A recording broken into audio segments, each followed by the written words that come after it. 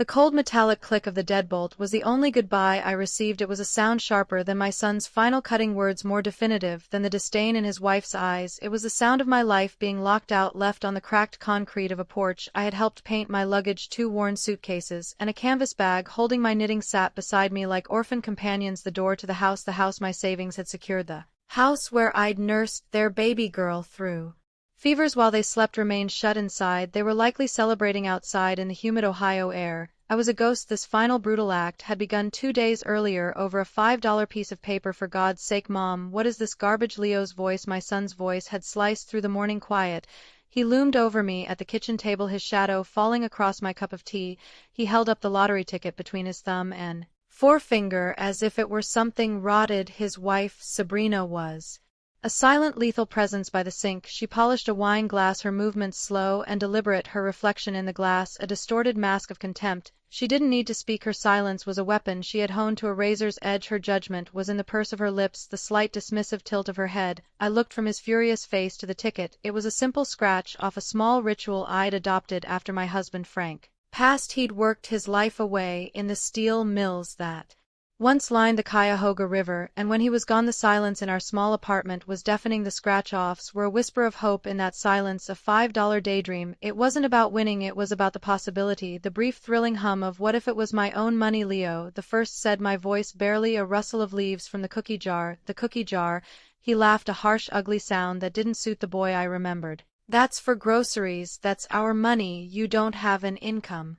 Mom, we pay for everything, we let you live here for free. Don't you forget that. Free. The word landed like a physical blow. It was meant to. It was designed to erase the years I'd worked double shifts at the diner after Frank's accident, the life insurance policy I'd handed over to them for the down payment on this very house, the countless hours I'd spent being a grandmother so Sabrina could pursue her online influencing career, all of it erased by that one cruel word. It's not the $5, he seethed, his face reddening. It's the principle, the sheer foolishness. You're 72 years old acting like a child. Grow up. Sabrina finally spoke, her voice a syrupy poison. We just think it's a bit undignified, Clara. People talk. I felt myself shrink in the chair, my world narrowing to the floral pattern on the vinyl tablecloth. I wanted to explain that the man at the corner store, Marco, knew my name because of those tickets, that in a life where I was becoming increasingly invisible, his cheerful, the usual Mrs. T was a small anchor, but the words wouldn't come. They were trapped behind a wall of shame they had so expertly built. I carefully folded the ticket, the one they found so offensive, and slipped it into the pocket of my cardigan. I hadn't even scratched it yet. Don't say we didn't warn you, Leo muttered, turning his back on me. Sabrina followed, a shadow at his heels. I sat there for a long time, the silence they left behind heavier than any noise. The kitchen, once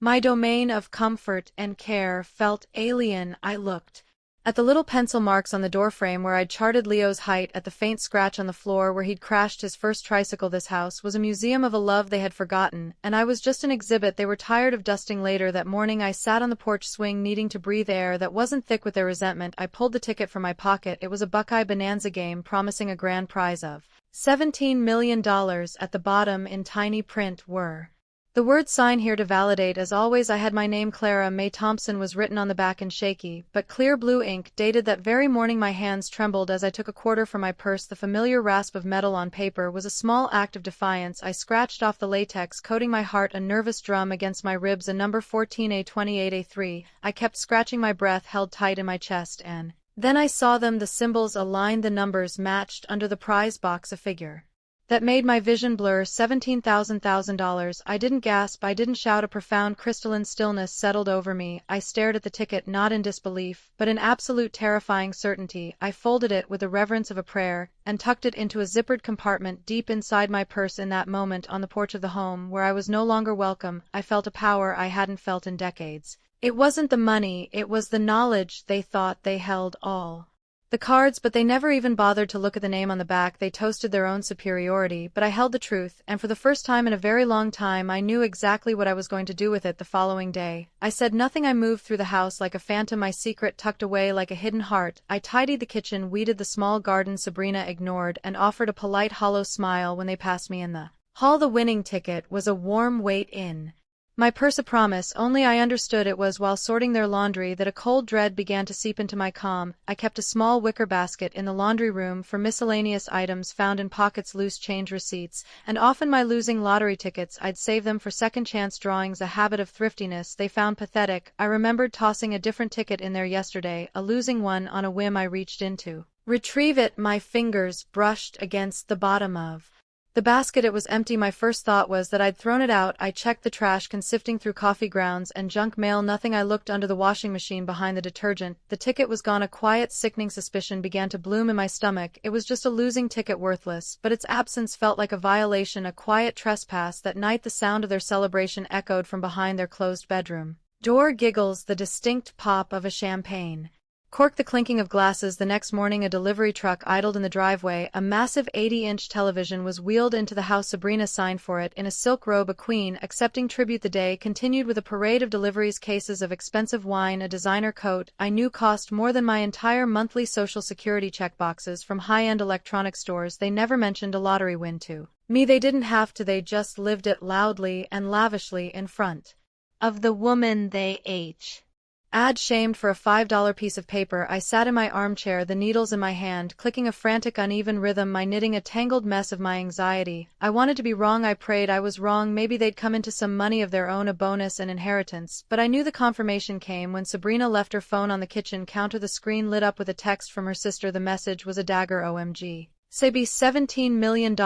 Are you seriously not telling the old bat? I froze, my hand hovering over the dish towel. The old bat, that's what I was to them. Not a mother, not a grandmother, just an obstacle. They had found the ticket, the losing one. I realized with a jolt. They must have found it, assumed it was the winner, and somehow managed to cash it. But how my mind raced trying to piece together their deceit. They hadn't found the real ticket. The signed $17 million ticket was still safe in my purse. So what had they found? What were they celebrating? My confusion was a thick fog, but the betrayal was as clear as glass. They believed they had won, and their first act was to indulge themselves, while I remained invisible, a servant in their suddenly gilded home. 2 days later my key no longer fit the front door lock. I knocked, my confusion turning to a cold hard not of fear. Leo opened the door, just a crack.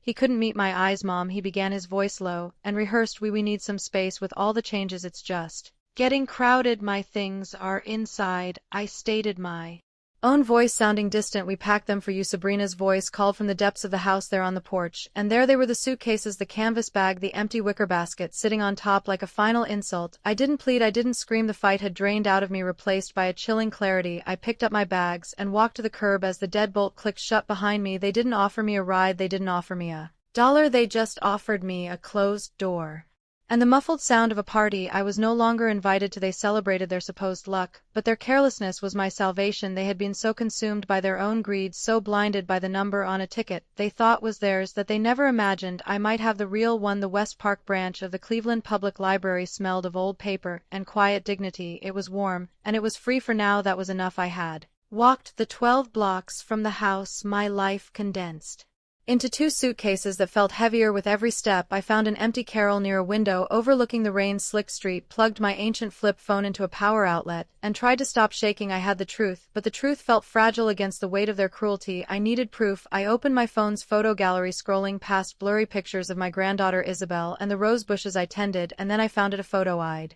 taken at the corner store 3 days ago, a habit born from a vague sense of self-preservation. It was a clear shot of the winning Buckeye Bonanza ticket flat on the counter. Before I scratched it, I zoomed in. The serial numbers were visible, and on the back my signature, Clara May Thompson, was undeniable. My breath hitched. They hadn't stolen the winning ticket. They must have found a different one, maybe a discarded dud from the week before, and in their feverish greed they saw what they wanted to see. They had built their castle of new electronics and champagne on a foundation of wishful thinking and my supposed foolishness, but the real ticket, the signed, legally binding document, was in my purse. A new kind of resolve hardened within me. A confrontation would be useless, a storm of their denials and gaslighting. I needed a different weapon. I opened the library's browser and searched for the Ohio Lottery Commission. I found a number for disputed claims. The woman who answered had a calm, steady voice that felt like an anchor. I explained the situation.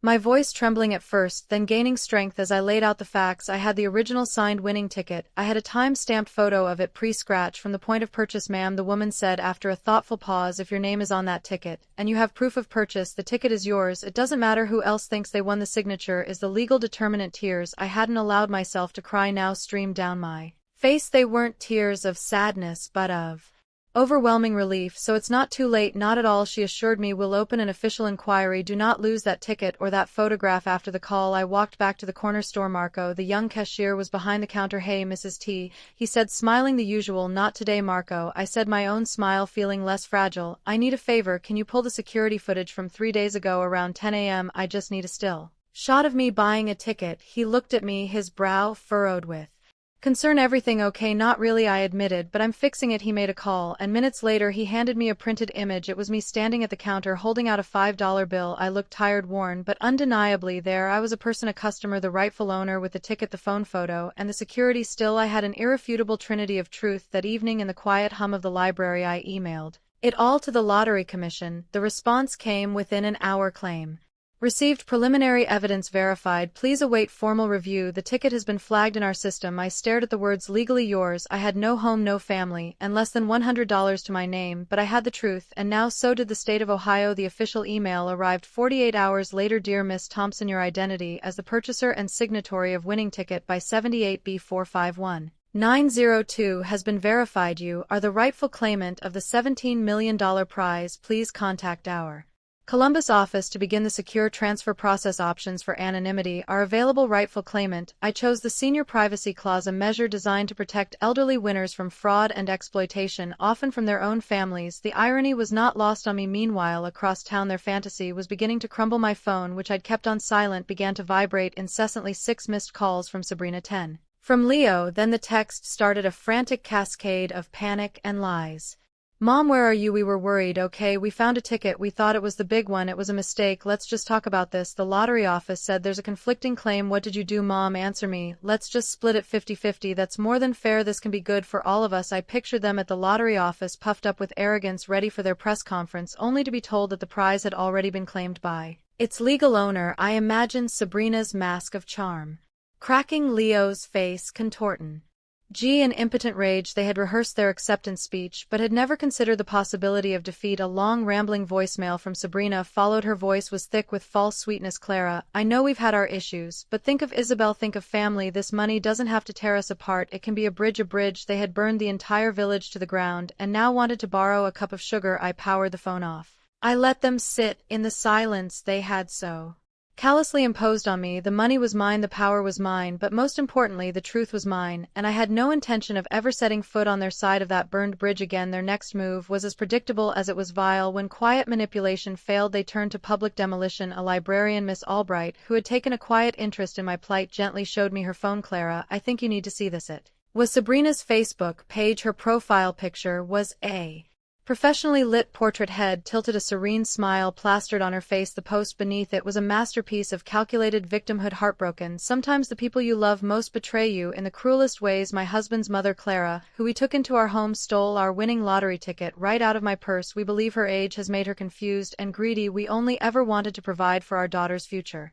Please pray for our family. The post was accompanied by a photo of them on their porch, clutching Isabel between them, their faces arranged in masks of solemn grief. It was decorated with hashtags elder abuse, hashtag family betrayal, theft, hashtag justice for Izzy. The comments flooded in a torrent of poison aimed at me. Disgusting. How could a mother do that? Take her to court. She's clearly senile. That poor little girl, her grandmother stole her future. I stared at the screen, my hands cold. They were trying to destroy my name, my reputation, the one thing I had left.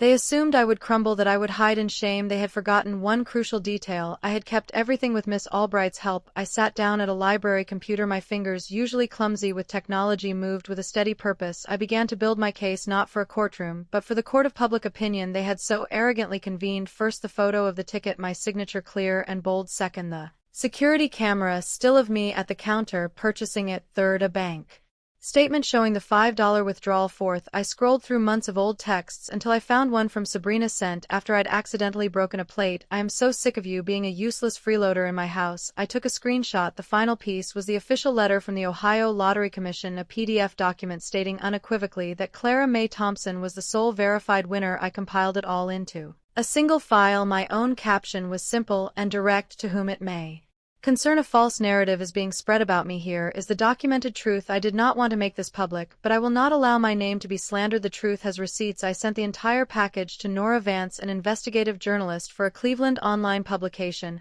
who specialized in stories of family fraud and elder exploitation. I had read her work. She was fearless and meticulous. Then I went back to the small room I was renting from a retired teacher, made a cup of tea, and waited. Nora Vance's article went live that night. The headline was stark: she was called a thief by her son. The receipts tell a different story. The article laid out the evidence piece by damning piece: the screenshots, the official letter, the security. Still, it was methodical, irrefutable, and devastating. Within hours, the tide turned. The hashtags on Sabrina's post began to fill with new comments. Wait, so you tried to steal it from her? What justice for Clara? This is shameful. Wow, you kicked out your own mother and then lied about it. The receipts don't lie. Someone dug up an old comment thread where Sabrina had mocked my knitting, calling it a sad pioneer woman hobby. It was reposted everywhere. The public judgment they had sicked on me turned and devoured them whole. The consequences were swift and brutal. The elite private school Isabel attended had a strict parent code of conduct. Sabrina was quietly asked to resign from her position on the fundraising committee. Neighbors, the Hamiltons, who had once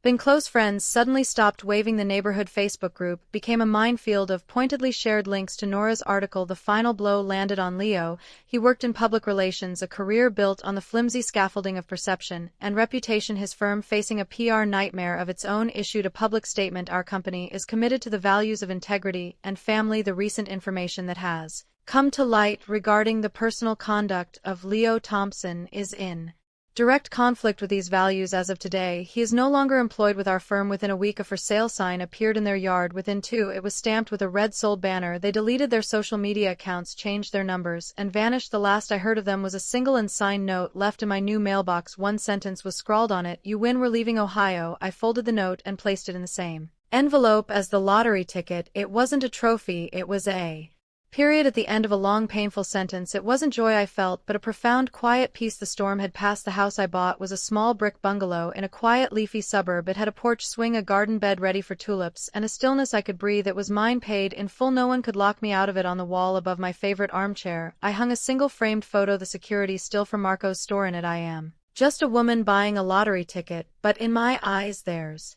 a flicker of something that had been dormant for too long: hope. Beneath it, I mounted a small hand-carved piece of wood with 4 words burned into it: I cached the truth. Before I left Cleveland, I stopped at the library. I handed Miss Albright a check for the library, I said, for new books, or fixing the heat, for being a safe harbor. She hugged me, a genuine warmth that asked for nothing in return. I never looked back. I had no desire to know where they went. That chapter was closed. My healing didn't need their apology, it didn't need their remorse, it just needed peace. One day, a letter arrived, the handwriting unmistakably Leo's. It was a rambling, self-pitying plea for a second chance, for a connection. If not for me, then for Izzy. There was a time that letter would have broken my heart. I would have folded it, cried over it, and allowed myself to hope. But I was not that woman anymore. I took out a simple note card with a sunflower on the front and wrote one line: forgiveness is something you must find for yourselves. My peace is no longer yours to borrow. I mailed it without a return address. That evening I sat on my porch sipping tea infused with mint from my own window box, the sunset painting the sky in hues of orange and violet. I didn't need revenge, I didn't need to win. Revenge is loud, but dignity is quiet. It's the house you build for yourself after they burn the old one down. It's the garden you plant when they leave you with scorched earth. It is a profound, unshakable